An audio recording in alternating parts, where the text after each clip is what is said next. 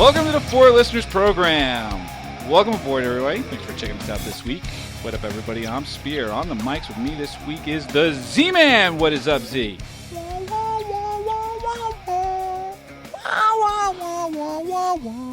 What the fuck is that? What is that? It sounds like a cat dying. What is that? Is that the X-Files theme? Is it? I don't know. Not even close, man. No? All right. No Ganthor this week. Ganthor's off doing whatever it is Ganthor does when he's not doing this. So this week, something must be done about Netflix and chill. This is the new euphemism. I don't even know what this means. I saw this in a Facebook post. I don't understand it. I thought it was like chive on and chill out. Basically, it's a euphemism for just going over to someone's house and just fucking with Netflix on in the background. Oh, really? No, that's it. That's what it is. It's Netflix and chill. What are you doing tonight? I'm going to go over to my girl's house. We're going to Netflix and chill. So watching Netflix is not actually what you're going to do? Well, you're going to have it on in the background while you're doing other things. So why don't they just call it like HBO Go and chill? Or Netflix and fuck? Be specific. Why screw around? All right. Well, I'm glad you told me that, because if I asked my grandmother, "Hey, Grandma, you want to go Netflix and chill?"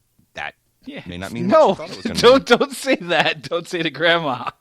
All right. See, I just learned. That's good. It's good. Bottom line is Netflix and chill is code for a booty call. That's it. That's what it's code for. So don't say that to Grandma. That's a bad job by you. Okay. Right. Good to know. But I'm a learner. Let's assume, for the sake of argument, that during Netflix and chill, you have Netflix on in the background. What the hell are you going to have on?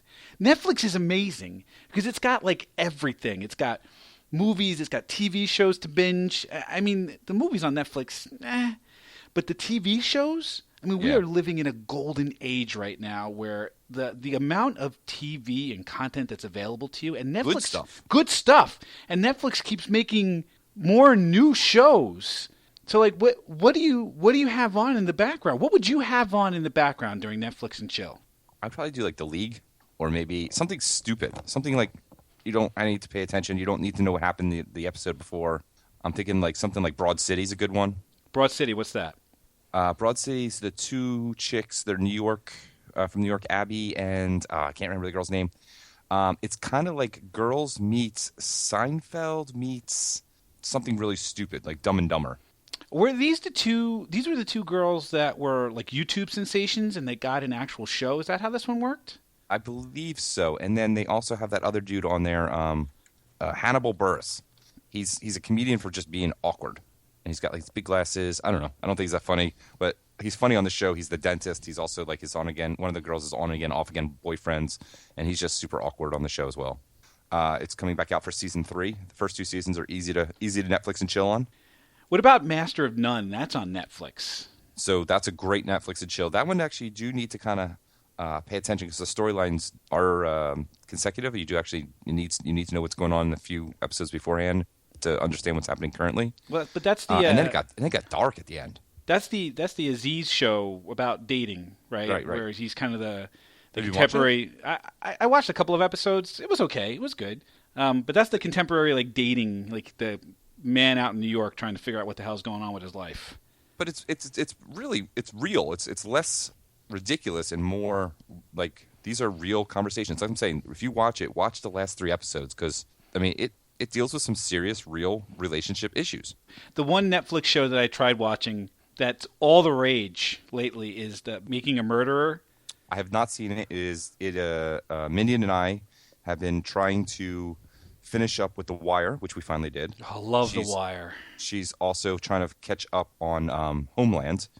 And now that we've done that and we're ready to go, now we are ready to sink our teeth and sit down and do some Netflix and chill on Making a Murderer. Well, I'm going to tell you to skip it. This is a Four Listeners Program recommendation. Thumbs down for Making a Murderer. Skip it.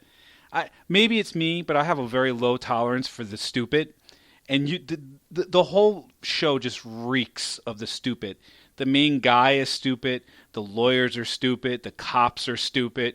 Like, I can't deal with that much stupid. It's like I'm trying to watch this show to be entertained, and it's just like the main guy who the whole show revolves around. Like, he gets set up or what have you. He's just an asshole. he's contemptible. Like I can't root for the guy. Like if you're going to have a whole show about how this guy was wrongfully accused, at least make this guy out to be sympathetic. He's a dick. He's a douchebag. Like I can't. You know?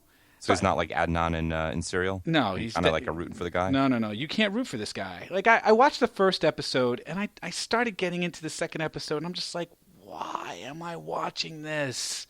Maybe I give it another try. Maybe I find myself getting dragged back into it, but I don't see what the hubbub is about with this show. All right, well, I'm going to give it a shot, so we'll see what happens. I'll tell you that the one Netflix show I really, really liked was Narcos. Narcos? Narco? Yeah, it's about the drug cartel in Colombia. And it's almost all in Spanish with subtitles, but so you can't Netflix and chill that one. No, right? that seems like you might have to pay attention. Yeah, you're gonna have to pay attention, but it's brilliantly done. Like that was a show that I couldn't stop watching. It was great, but I couldn't walk away. Like sometimes you have the TV on, like you get up and you go to the kitchen to go get something because I can't hear what's going on the television and follow along because it's all in Spanish and no habla español. You know what I'm saying? Yeah. The other crazy thing I watched, it wasn't a show, it was a movie. It was The Beast of No Nation with Idris Elba. I didn't see that yet. That, if you watch this movie, just you gotta want to watch it. It is horrible to watch. This is Idris Elba, and there's this kid, a boy. I forget the kid's name, but it's about how this kid loses his family in Africa, and one of the kingpins kind of brings him into his gang, and bad things happen. He ends up becoming a killer, and he just gets completely corrupted.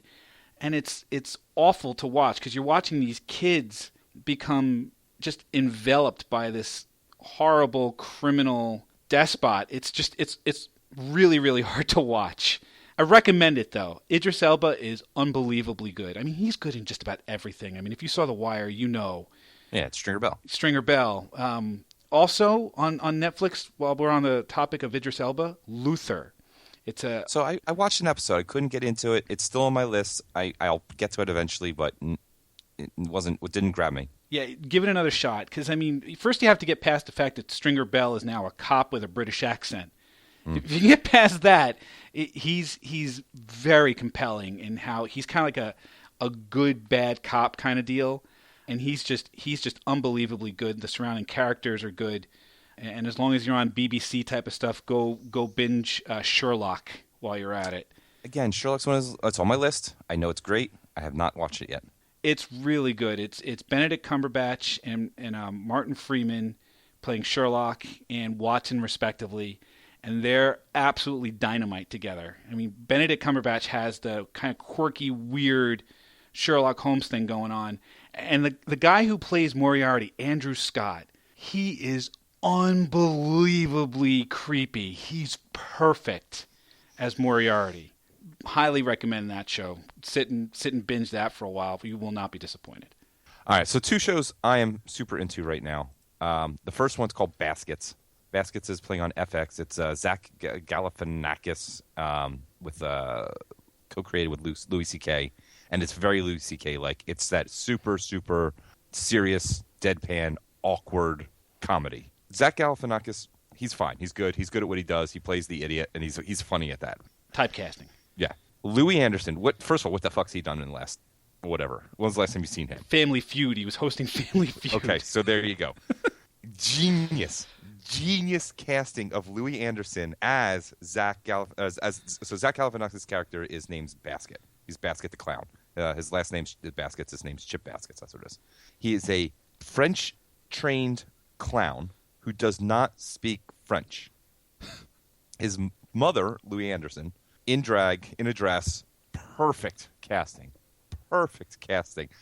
Every time he's on scene, it's absolutely the most ridiculous scene you've ever seen. It's so good. And for some reason, they keep plugging Costco. Like, it's got to be at least 15 times in every show. And there is no deal with Costco. There's no relationship with them. They are not an advertiser. They are not a sponsor. They just thought it was funny. And so they did it, and they checked with Costco, and they're like, yeah, whatever. It's so ridiculous. Absolutely must see. And the other one I'm into, which has been getting a lot of press, is Crazy Ex-Girlfriend. Rachel Bloom is the star of that. She is a sketch comedy person. She has a background in that as well as a background in musical theater. And so it's kind of like the musical sitcom show, kind of like a Flight of the Conchords, except instead of these pop spoof songs, they have Broadway show kind of songs. And so she gets in these crazy things about, settling for this guy or, getting ready to go out on a date and getting dressed up or bringing home a stranger from a bar and hoping he doesn't kill her. Really, really well done, well produced, funny stuff. And these are Netflix shows. Where do we get these? Crazy Ex-Girlfriend's a CW. Baskets is FX. FX. So the only problem I have with binging some of these shows is that, like, if they're broadcast on TV, once you're done binging whatever's available there, now you're screwed. Because when I had the plague a couple of weeks ago, I sat in bed and I had Netflix on, and everyone was telling me watch The Flash. It's a CW show. It's a DC comic book character, and it was a spin-off from Arrow, which is another thing that people were telling me to watch. So, like, in a fever-induced haze, I'm like, okay, let's check out this Flash show. And then I couldn't stop watching it. And it leaves you on a cliffhanger. And I'm like, what do you do? Well, the other problem is that, like, when you're watching these shows that already got canceled, and you're going into it knowing it's going to get canceled. Right. And you're waiting for it to roll around, to roll up and resolve all these issues, and then it goes away, and you're like, fuck. What am I gonna do? You just invested all that time and energy into getting into it, and then they just drop you. Yeah. I was jonesing after The Flash was over. I was like, this sucks. So I was like, all right, I'll watch Arrow. And then I watched 3 straight seasons of Arrow. I was absolutely addicted. And then as soon as the 3rd season finished, I know there's a 4th season. I know it's on TV right now, and I'm like, oh, because now, like, On Demand and Hulu, they only have, like, the last 5 episodes, and there's, like, another 10 before those. I'm like, what do I do? I want to see this. Bit torn, dude. Yeah, I know. Well, that's what I'm going to have to do. I'm now going to have to resort to illegal activities. Questionably illegal. Questionably illegal. Another show that's is available on Netflix, which is kind of fun. I kind of hate it, but I love it at the same time. It's called Documentary Now. Documentary Now. I hate Fred Armisen. I don't think he's funny, but I do like him in the show. So it's him and Bill Hader, and Seth Meyers, I guess, comes in every now and then too. Yep. It's the two of them basically making a mockumentary documentary. So they're busting on all sorts of all the different types of, like, documentaries.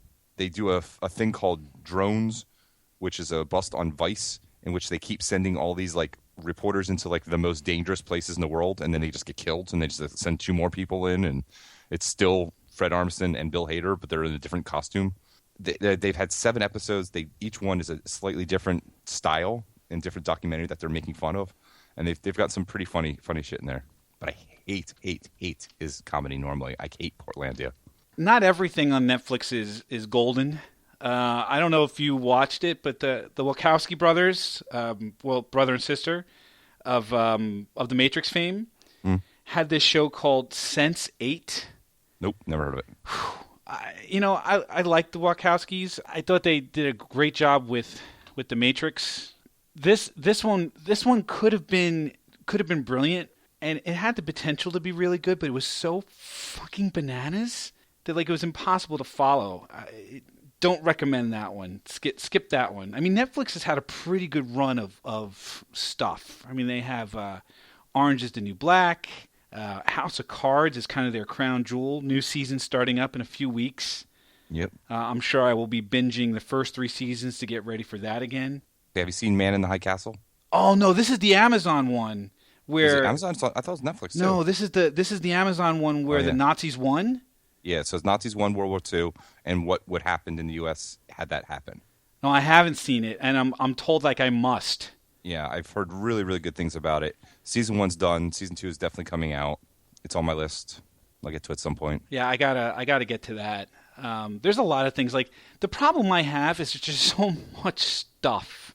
If you look at some of their top shows, it's forget it. I mean, like, BoJack Horseman.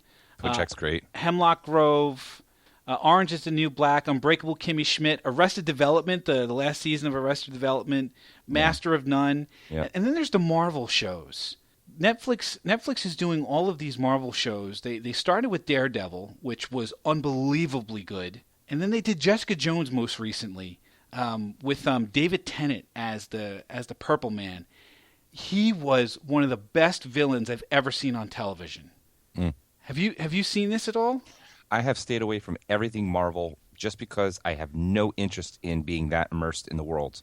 I think it's cool what they're doing, that they're making all these storylines integrate, but I think it just makes it a harder barrier to entry, because if you don't want to watch one of the shows or you fall behind, you miss out and you have no idea what's happening. But don't think that, because Daredevil stands on its own. Jessica Jones stands on its own. There's only one small bit of crossover between the two shows. They're completely independent of each other. The characters and the storylines are entirely independent of each other, and they're both really, really well done. Highly recommend. And you don't have to. You could watch either, or you could watch both. It doesn't matter. I'm not going to watch it. It's really good, dude. Don't. Because I'm watching Mozart in the Jungle, which is kind of like what it is to make your life, to make your living in the music industry as a string or a orchestral performer. Didn't that just win in New York City? That just won an Emmy, didn't it? Yeah, Mozart in the Jungle, or a Golden Globe. It just won a Golden Globe or something. Because it's fucking good. Yeah. I watched the first episode. Definitely into it. I definitely can't wait to see more. There's hot chicks in it. There's famous people in it. There's a lot of drugs. It's awesome. So, but Mozart in the Jungle is Amazon. So it brings up the interesting question. You have at your disposal Amazon Prime Video, Netflix, HBO Go, YouTube Red, and Hulu Plus. Like, what do you do? You can't. What's your go-to? There's so much content that I don't even know where to start. Like, I don't have a Hulu Plus account, but I'm considering getting one because they have this new show, this 11/22/63 with it's the Stephen King, J.J. Abrams show. King, yeah. Like, that one looks really good. But that's gonna be a miniseries, right? That's only like 6 episodes. Eight. But yeah, I'm considering I'm wondering whether or not I should just pay this like $8 for the month and then cancel it. Yeah, I mean that's what people used to do for HBO, right? You just get HBO for the months that Game of Thrones was on, and then you cancel the rest. Yeah, and that one's coming out too. That's April, right? Yeah, I think if I'm going to do this kind of stuff, like the Amazon Prime, to me, Amazon Prime is the best value because it's whatever it is, it's $120 or something for the year, and it's all the content you can get from Amazon plus all of the free shipping, the Kindle, the whatever. I mean, it's hard drive space.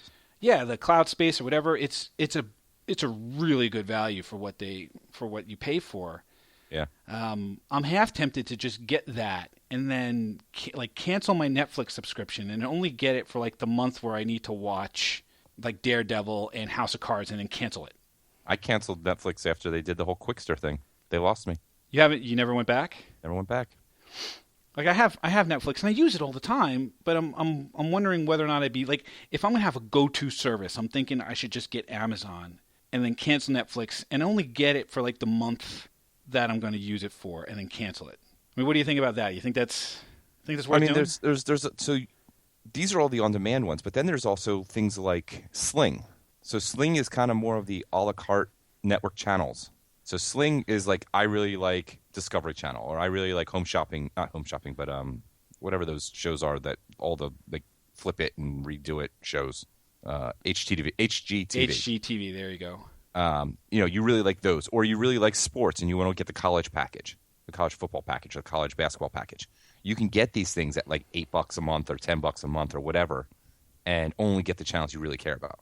Yeah, these are like your cord cutting type of mechanisms. PlayStation has something too, and then you right? can cast that all to your TV. You can do it. There's apps for the phone. There's apps for the Apple TV and the Roku and all that shit. Doesn't PlayStation have something along those lines where you can get the a la carte TV channels? Yeah, they all. That's the whole problem. Is they all have their deals. So like, if you want to watch it and you have conflicting things where they're on different networks, then you got to get multiple packages, and then is it really worth it? I don't know. I think the long and short of it, there's a shitload of content out there. There's no way we're going to consume it all. No, but I mean, at least I don't know if we talked about this at some point or another, but the cord cutting, like if you want a cord cut now, you have considerably more options. Yeah, if I could figure out a way to get network or internet without Comcast, I would do it in a heartbeat. I have a digital antenna connected to my 70-inch TV, and it comes up fine. For over the air network stuff. Yeah, it looks great. Huh. I watched the Super Bowl there. I had a Super Bowl party watching off of that. I ran it through the TiVo just so that I could rewind if we wanted to. Huh. Because that may Yeah. be my next stop. I mean, my next stop, because I have FiOS. My Yep. next stop now may be Killed Comcast. get rid of FiOS and just do just do FiOS for the internet, and then get one of these packages. Yeah, you just need fast internet. Yep. Because you're right. There's way too much shit to watch. Way too much. Yep. And it's all really good stuff. And the crazy thing is that now all these shows, they're being written for all these other networks. They're not being written for ABC, CBS, or Right. NBC. Right. They're getting all the shit because they're not paying any money. Right. Yeah, the best stuff now isn't on the networks anymore. It's on Amazon, it's on Netflix, it's on HBO, it's on Hulu Plus. It's everywhere but the networks now. Yep. I should tell you all you need to know about where this is going to go over the next 10 years or so. Yep. What did we learn? What did we learn about Netflix and chill? Well, I learned what it means. Well, there you go. I learned you shouldn't ask your grandma. Don't ask your grandma to Netflix and chill. That's not a good idea. I learned that there is so much stuff out there to watch on Netflix, on Amazon, on Hulu, on whatever. I have a list of things now that I'm going to go off and try to watch. So if you think there's way too much content out there, or you want to tell us about a show that you really like on any of these things, I can't even call them networks, why don't you get ahead and let us know on the Facebook page, facebook.com/4listeners or 4listeners.com. You can check out the show on Stitcher Radio or on iTunes. Just search for 4listeners and we'll pop right on up. And you can tweet at us on the Twitters at 4listeners. We thank you for checking us out this week, and we hope that you will check us out again next week. Thanks a bunch, everybody.